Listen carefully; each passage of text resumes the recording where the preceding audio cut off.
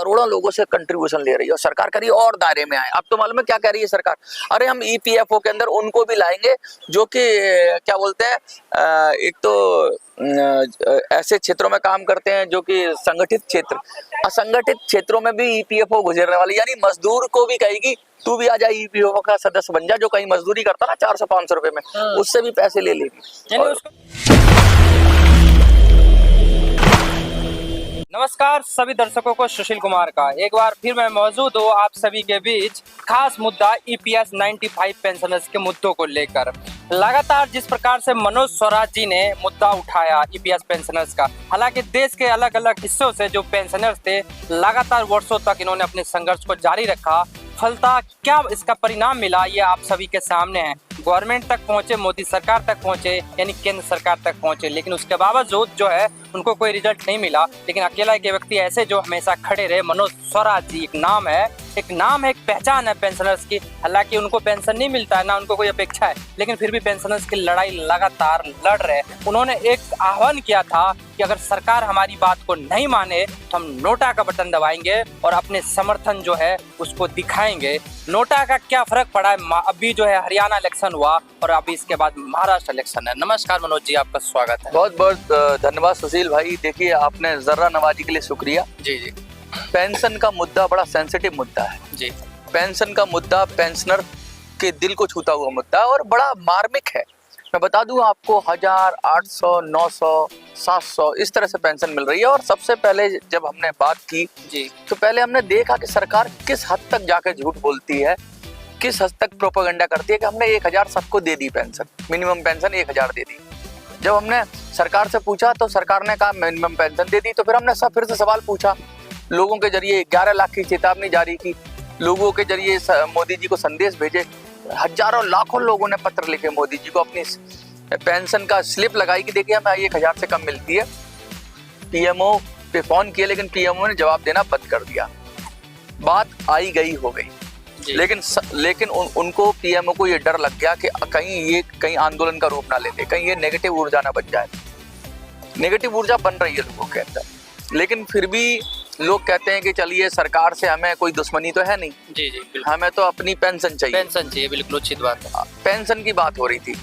अब जो पेंशन के जो कहते हैं ना, जो लीडरशिप है, या जो मैं तो उसको अब बड़ा मैंने ब्लंटली बोला है। मैं एक यहाँ पे एक सवाल करना चाहूंगा आपसे। जो पेंशनर्स के लीडर है वो हमेशा से, जिस वक्त से इनकी स्टार्ट हुई थी लड़ाई कह सकते हैं पेंशनर्स की, वो बहुत अगुवाई करते दिखाई देते थे, लेकिन अचानक से वो लोग कहाँ गए? वो इस समय उत्तर प्रदेश में घूम रही है लीडरशिप, उत्तराखंड में घूम रही है लीडरशिप। और मैं तो भविष्यवाणी कर दी थी पहले ही कि जब ये महाराष्ट्र में चुनाव होगा तो ये गायब हो जाएंगे। तो ये महाराष्ट्र में अभी चुनाव है, जब हरियाणा में चुनाव था तो ये महाराष्ट्र में आंदोलन कर रहे थे। अच्छा, अब ये महाराष्ट्र में चुनाव है जहाँ प्रेशर बनाया जा सकता है पेंशनर्स का। वहाँ के पेंशनर, जो सबसे बड़ा गढ़ तो महाराष्ट्र है, वहाँ सच में जवाब बनाया जा सकता है। लेकिन इससे इनका चरित्र उजागर होता है कि ये महाराष्ट्र को छोड़कर मध्य प्रदेश, यूपी इधर उधर घूम रहे हैं। तो ये तो साफ साफ दिख रहा है कि इनकी मंशा क्या है। मतलब जिस तरीके से कह सकते हैं कि गवर्नमेंट जिस तरीके से जलेबी बना रही है, ये पेंशनर्स के लीडर भी जलेबी बना रही है। जलेबी नहीं, इन्होंने इमरती बना दी है। जलेबी में तो एक लेयर होती है, इन्होंने लेयर के लेयर। अच्छा, कितनी साफ गोई से झूठ बोलते हैं, कितना जोश से झूठ बोलते हैं, कितना मतलब कितना अंदाज से बोलते हैं कि हम ये कर देंगे, हम वो कर देंगे, हम सरकार को सबक सिखा देंगे, हम फलाना कर देंगे, ढिमका कर देंगे। एक सरकार के सामने यहाँ तक, ये तो लोग प्रचार में भी चले जाते हैं, इनको तो मैं क्या ही बोलूँ। ये सब्जेक्ट थोड़ा सा ऐसा लगता है, कुछ लोगों को बुरा लग जाता है, मैं कह देता हूँ। देखिए, कोई आदमी मेहनत करे, मेहनत का पता है कि मुझे उस जगह जाके नल से पानी मिलना है, और मैं जाऊँ कहीं दूसरी जगह रेगिस्तान में चला जाऊँ तो नल के पानी भी ना मिले और शायद प्यास भी बुझ जाए। जब तक हाँ, प्यास क्या बुझ जाए, वो पानी योगी ना रहे, उसके लिए मर ही जाएगा। योगी ना रहे, बिल्कुल। हाँ, तो ये 10 साल से जो जिस तरह से, ये तो मैंने थोड़े समय में ही समझ लिया, पता नहीं पेंशनर क्यों नहीं समझ पा रहे। और मैं तो इनकी एक्टिविटी की भविष्यवाणी भी कर देता हूँ कि अब ये करेंगे, वो करेंगे। और क्या चलता है, सरकारें देखिए झूठी खबरें फैलाती हैं सुशील भाई। झूठी खबरें कैसे कि 21 दिन में मिल जाएगी पेंशन। ये खबर कौन फैलाता है?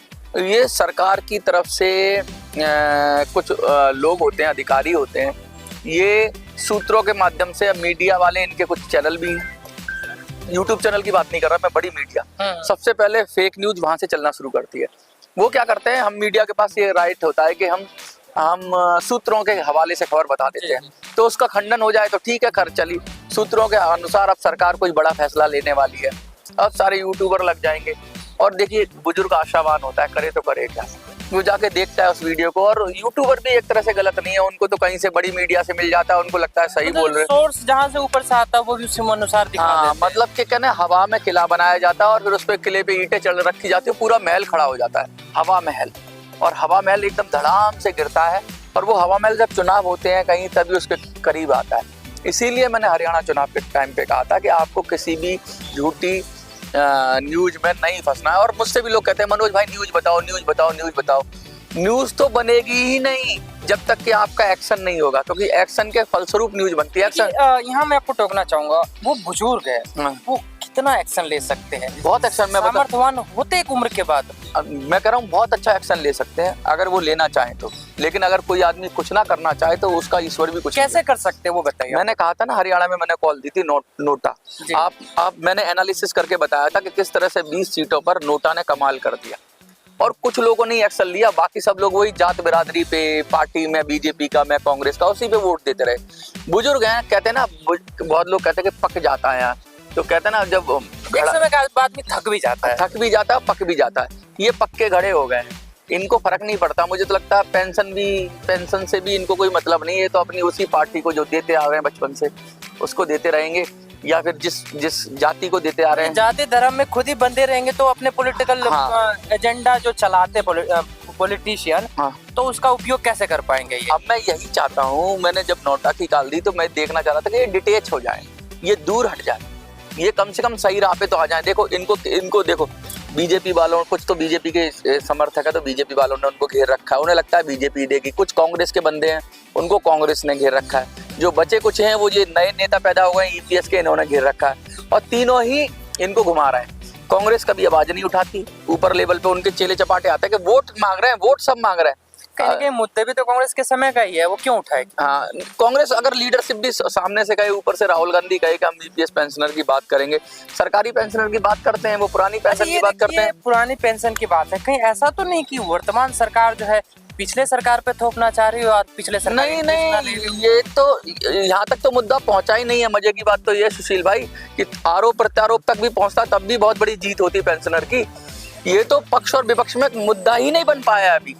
असल बात है कि पेंशन का मुद्दा मैं बनाने की कोशिश कर रहा हूं, क्योंकि इनको 10 साल से मुद्दा नहीं बनाने दिए जाने की सुपारी मिली हुई है। पेंशन के नेताओं को, पेंशनर के नेताओं को एक सुपारी दे रखी है सरकार ने कि ये तुम खाओ पियो, घूमो, खर्चा करो, हमसे मिलो, मीटिंग करो, पत्र दो, पत्र लो, इसमें ही उलझा। कहीं ना कहीं कुछ ऐसे लोग खड़े कर दिए गए सामने जो बाकी बुजुर्गों को गुमराह करते हैं। मनोज जी, जहाँ तक पिछले हम बात करें, वो 1000 रुपए उनको कह रहे मिलते हैं, कुछ को नहीं भी मिलते हैं, पता नहीं क्या क्या है।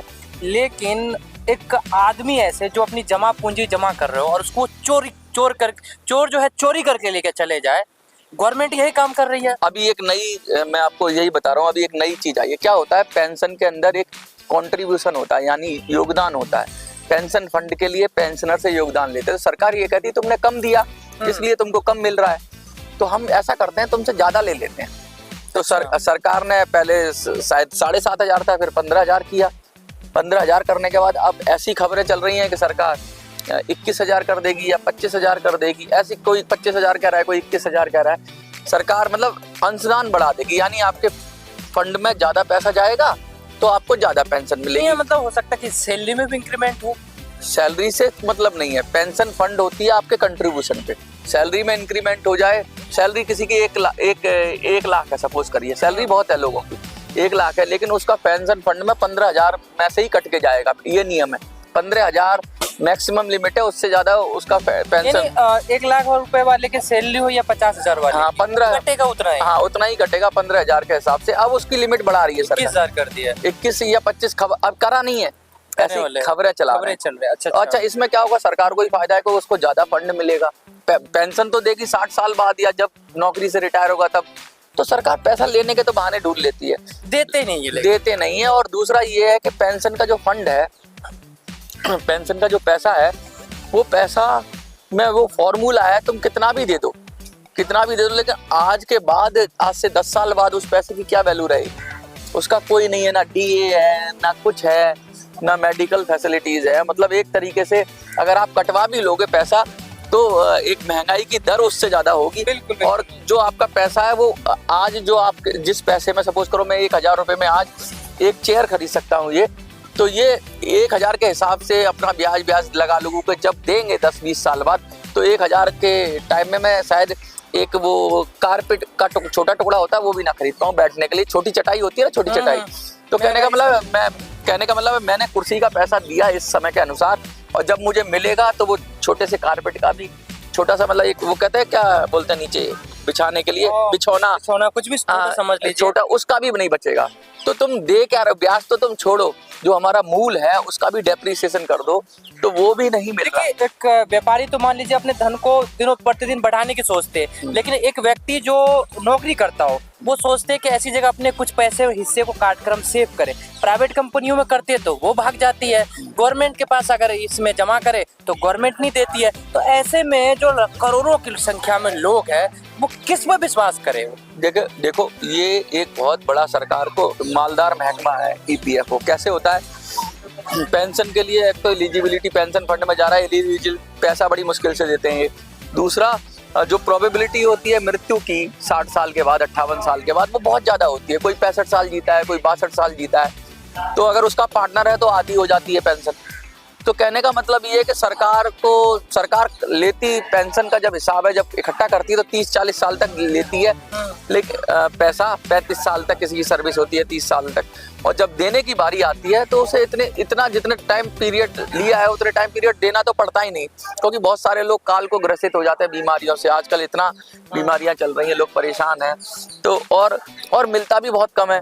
तो सरकार को तो एक बहुत बड़ा कहते हैं कामधेनु गाय मिल गई है, जो कहती तो है कि हम तुम्हारे भविष्य कर रहे हैं, लेकिन भविष्य नहीं कर रहे हैं। ऐसा भविष्य से तो अच्छा है वो कहीं अपना कोई सोने की अंगूठी बनवा लेता उस पैसे से, तो आज उसका कई गुना दाम होता। रखा रहता तो आज उसके काम। हाँ, कहीं जमीन खरीद लेता। सोने के भाव बढ़ते हैं, जमीन के भाव दिनों दिन बढ़ रहे हैं। हाँ, सब चीज के भाव बढ़ते हैं। ये पेंशन फंड में लेकर सरकार इनके पैसे का इस्तेमाल करती है और सरकार घाटा भी दिखा देती है। ये इनके पास कहते हैं ना खाता ना वही, जो IAS बोले वही सही। ये सरकारी जो अच्छा मनोज जी, अगर ये मान लीजिए अगर कोई व्यक्ति चाहे कि वो पेंशन ना जमा करना चाहे तो भाई मुझे तो नहीं पता कि ऐसा कुछ हो भी सकता है, क्योंकि वो तो अपने आप सरकार का कंट्रीब्यूशन भी होता है ना उसके अंदर, तो थोड़ा इससे आपसे मतलब लालच देते कि चलो थोड़ा आप दो थोड़ा मैं देता हूं, चक्कर में वो भी ले लेते हैं और कहते हैं ना कि भाई फंसा के रखा हुआ है किसी भी तरीके से। और जब आदमी जाता है तो कहता है यार मेरा फ्यूचर सिक्योर हो रहा है, कुछ तो मिलेगा। तो उस समय जो वो सोचता है तो उसकी सोच, और इतना प्राइवेट नौकरी में इतना आदमी सोचता भी नहीं है, चल कट रहा है, उसको एक उम्मीद होती है, वो देखता है सरकारी नौकरी वाले सपने। अब सरकारी नौकर तो इतने काम भी प्राइवेट नौकरी में सबसे ज्यादा है, सरकारी नौकर तो क्या ही है, सब लोग पता है सरकारी आदमी कैसे काम करता है। और लेने की बारी आती है तो बुढ़े लोग हैं, 50-50 हजार पेंशन मिल रही है, वो भी आंदोलन कर रहे हैं। और भाई नई पेंशन, पुरानी पेंशन, फलाना पेंशन, ढिमका पेंशन। वास्तव में जिसको नीड है उनको ना मिलके दूसरे लोग एक आदमी 20,000 ऑलरेडी पेंशन मिल रही हो, 25,000 ऑलरेडी पेंशन मिल रही हो, वो भी ज्यादा ऊंचा नहीं है, चपरासी लेवल का बता रहा हूँ मैं, चपरासी लेवल का। और यहाँ तो मैनेजर लेवल से रिटायर है ईपीएस में, तो इतने बड़े लोग का मतलब वास्तव में पेंशन के असली हकदार वो है जिनको नहीं मिल रहा है। वो लोग भी इसमें इन्वॉल्व हो जाते हैं, जिनको मिल रहा है वो चाहते हैं कि हमारा भी इंक्रीमेंट हो जाए, तो उस वजह से सामने वाले को दिक्कत हो जाती है। सरकार देखो, सरकार क्या करती है, सरकार कहती है कि हम तुम्हारा ठेका नहीं ले रहे। ये तो ईपीएफओ तो स्वतंत्र संस्था बोल देगी सरकार। स्वतंत्र संस्था कैसे? सब कुछ तो तुम तय करते हो, 1000 पेंशन तुम बढ़ाते हो, अधिकारी तुम्हारे होते हैं, तुमको रिपोर्ट करते हैं, लाठी उसकी भैंस को मिला के सरकार ये काम करती है। नहीं, मिनिस्ट्री तुम्हारे अंडर आती है, ठीक है। तुम कहते हो हम तुम्हारे लिए लायबल थोड़ी ना है। अरे तो लायबल नहीं हो तो तुमने क्यों पैसा लिया है? या तो तुम जिम्मेवारी लो, तुम पैसा लेने की जिम्मेवारी लेते हो, लेकिन जब कुछ देने को आता है, उनको कोई पीड़ा होती है तो तुम कहते हो नहीं तुम तो हमारे आदमी नहीं हो, तुम तो प्राइवेट थे, तुम तो सेमी गवर्नमेंट थे, तुम्हारा मतलब क्या है, और हमारे पास फंड नहीं है। वहीं अगर पैसा लेना हो तो ये तुरंत बना देंगे, नियम बना लेंगे, कुछ ईपीएफओ में पैसा कलेक्ट करता है। और लोगों ने फांसी लगाई है ईपीएफओ के अंदर। सुशील भाई, लोगों को पैसा नहीं मिला, आप थोड़ा सुधार कर रहे हैं, कम से अरे जो पैसा है वही ले। सरकार के पैसा लेना, जैसे चील के घोंसले में मांस ढूंढना या मगरमच्छ के मुंह से निवाला लेकिन आम छीनना। लोगों से पैसा लेना सरकार के आसान है। सरकार तो मगरमच्छ है, मगरमच्छ के मुंह से निवाला छीन अच्छा, लोगे तो। एक चीज पूछना चाहूंगा आपसे, मैं भी अक्सर हमेशा कवर करता रहता हूँ ईपीएस पेंशनर्स को। मैंने यहाँ जंतर मंतर पे देखा था, ऐसे बुजुर्ग आ रहे थे देश के अलग अलग हिस्सों से, जो उनकी स्थिति ऐसी थी कि वो कहते थे कि किराया किसी और से मांग करा है, उनके पास खाने तक के पैसे नहीं थे।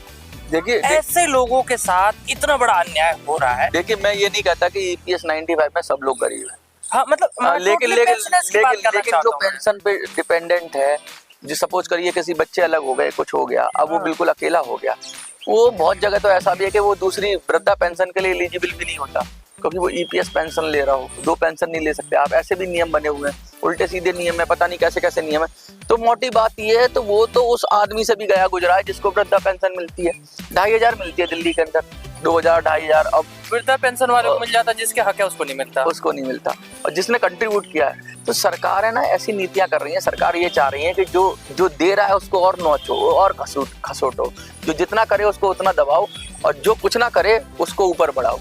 मतलब कहीं ना कहीं ये ऐसा तो नहीं सरकार का एजेंडा है जो सभी सरकारी पदे हैं, सरकार का उनको नष्ट करने का एक अभियान चला रहे हो जानबूझ के। पहले पेंशन खत्म कर रहे, कल को हो सकता है सरकारी पद ही खत्म कर दे। अरे यहाँ तो मैं तो कहता हूँ खत्म कर देते पेंशन तो अच्छा होता।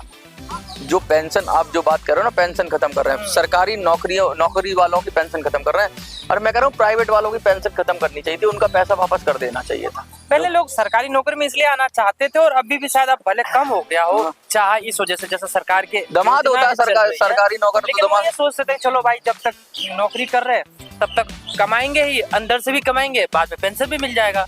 हाँ, तो उनको तो मिल ही रहा है। सरकारी नौकरों को तो अभी भी बढ़वा ली उन्होंने, अभी भी नया यूपीएस शायद स्कीम आई है सरकार की, वो तो अपनी करवा लेते हैं मनमानी। वो तो देखो जब रहे तब भी बदमाशी करी उन्होंने, और उनसे जरा भाईचारा रहता है उनका। जो जोर मुसेरे भाई, हाँ, जो अधिकारी होते हैं कि कई भैया यार अब तुम लूट रहे हो, हम तो लूट के गए हैं, अब हमें पेंशन के रूप में भी लूटो। एक बुढ़ा आदमी है, उसको 50-50 60-60 1-1 लाख रुपया पेंशन मिल रहा है। अरे भाई मेरे, और एक आदमी है, एक ही देश के अंदर 2 व्यवस्थाएं, और वो भी कोई छोटी रैंक से रिटायर नहीं है। यानी सरकार से रिटायर हुआ चपरासी भी 20-25-30 हजार 40 हजार पेंशन मार सकता है, और एक प्राइवेट सेक्टर से रिटायर हुआ मैनेजर भी, उसकी कोई वैल्यू नहीं है। तो तुम तो डिस्क्रिमिनेशन कर रहे हो, भेदभाव कर रहे हो। या फिर पेंशन बंद करो, वो अपनी किसी योजना में लगाएगा पैसा। या बिल्कुल यार, सरकार को उनसे पैसा लेना ही नहीं चाहिए, उसे छोड़ दीजिए उसके हालात पे, वो अपने अनुसार जो है कुछ ना कुछ रास्ता निकालेंगे। ये झूठ बोल के सरकार छोड़ नहीं सकती, सरकार जबरदस्ती लेगी ही, लालच दे के ले या जबरदस्ती ले। अभी तो इजीली चला जा रहा है। ये मैं कहता हूँ भारत का सबसे बड़ा घोटाला हो सकता है ये। मुझे ऐसा लगता है कि हर एक सरकार ने मोटी कमाई इसके जरिए करनी है, ईपीएफओ के जरिए करनी है, और करोड़ों लोगों से कंट्रीब्यूशन ले रही है, और सरकार करिए और दायरे में आए। अब तो मालूम है क्या कह रही है सरकार? अरे हम ईपीएफओ के अंदर उनको भी लाएंगे जो कि क्या बोलते हैं, एक तो ऐसे क्षेत्रों में काम करते हैं जो कि संगठित क्षेत्र, असंगठित क्षेत्रों में भी ईपीएफओ गुजरने वाली, यानी मजदूर को भी कहेगी तू भी आ जा ईपीएफओ का सदस्य बन जा, जो कहीं मजदूरी करता ना 400-500 रुपए में, उससे भी पैसे ले लेगी। यानी उसको भी लालच दिखाएंगे जो आज की कंपनियां वाला पहले इकट्ठा करवाते हैं, फिर लेके भाग जाते हैं। ये तो भागना क्या, ये तो नेता लेके भागेंगे। ये तो वो तो 400 रुपए वाला मजदूर है, और वो 400 रुपए की मजदूरी कर रहा है, वो सड़क पे कहीं मजदूरी करेगा, वो कहेगा यार ईपीएफ में मेरा खाता, मुझे भी बुढ़ापे में पेंशन मिलेगी। वो सीना चौड़ा होकर चलेगा, उसे क्या पता कि जो रोज उसके महीने के 10 रुपए 5 रुपए 20 रुपए जो सरकार काट लेगी, वो जिंदगी भर काटती रहेगी, और काटने के बाद उसको मिलेगा ठन गोपाल। तो वो जब अगर वो बेचारा गरीब आदमी तो ट्रस्ट करता है, उसको लगता है सरकार बड़ी होती है, उसको लगता है कि सरकार गाय होती है। सरकार गाय नहीं है, सरकार मगरमच्छ है, जिसके मुंह में जो आ जाएगा वो कुछ नहीं देता, वो चबा के खा जाते हैं। मतलब सरकार लोकतंत्र का एक पूरी तरीके से मतलब कह सकते दुरुपयोग कर रहा है। जो सत्ता में आएगा वो लूटेगा, फिर अगला आएगा फिर वो भी लूटेगा, तो अपने अपने हिस्से सब लूटेगा। और वही एक सांसद विधायक की बात करे तो पेंशन पे पेंशन लेगा, टेंशन आम आदमी को देगा। मैं कह रहा हूँ सांसद विधायक को भी छोड़ दो, उनको कितनी पेंशन, चाहे 2। एक बात बता रहा हूँ मैं दूसरी वो एक परिणाम बता रहा हूँ, पेंशन तो लेगा ही, और उसके अलावा कितना खाएगा वो वही जाने। मैं पहले एक बात बहुत लोग कह देते हैं, मैं इसी को बात कहना चाहता हूँ। लोग हमारा गुस्सा है कि सांसद को पेंशन मिलती है, विधायक को पेंशन मिलती है। सांसद विधायक होना बहुत बड़ी बात होती है। वो हम तो इंडिविजुअल हैं, उनको पेंशन मिलती है मिले, लेकिन सांसद विधायक वाला आदमी बड़ा मजबूत होता है। वो उसके पास इतना फंड होता है क्योंकि सांसद बनना और हारना जीतना बहुत बड़ी मुश्किल बहुत मतलब पैसे का काम है। दूसरा ये उसे मिले या ना मिले हमें मतलब नहीं, उसके मिलने अगर उसकी बंद भी कर देंगे तो इतने सांसद और विधायक नहीं है उससे। विधायक जैसे लोग ही तो ब्लैक मनी कौन खा रहा है? शासन सत्ता में बैठे हैं, कौन खा रहा है? आप मान लीजिए पेंशनर्स का पैसा खा रहा है, कहने का मतलब ये तो पेंशन तो ले ही रहे हैं, नहीं, ये मुखौटा ओढ़ के, और अंदर अंदर भी खा रहे हैं। देखिए कौन कौन खा रहे हैं, पॉलिटिशियन खा रहे हैं, उद्योगपति खा रहे हैं और नौकरशाह खा रहे हैं। ये नौकरशाहों को इतना 4-4, 5-5 गुना, एक चपरासी की तनख्वाह 5 गुना है, 50,000 है, 60,000 है, और प्राइवेट सेक्टर में 10,000 है। 50,000 आप सरकार में क्या वो क्या करता है? सोने के कप में चाय देता है क्या जो उसकी 50,000 हो जाती है? एक वही अध्यापक सरकारी नौकरी कर रहा है तो 80,000 90,000 पे स्केल ले रहा है, अगर प्राइवेट करेगा तो 10-15,000 ले रहा है। ये जो जबरदस्ती के हर बार पे कमीशन आ जाता है, ये आ जाता है, वो ये जो डिफरेंस है, इसीलिए सरकारी नौकरी का आकर्षण है।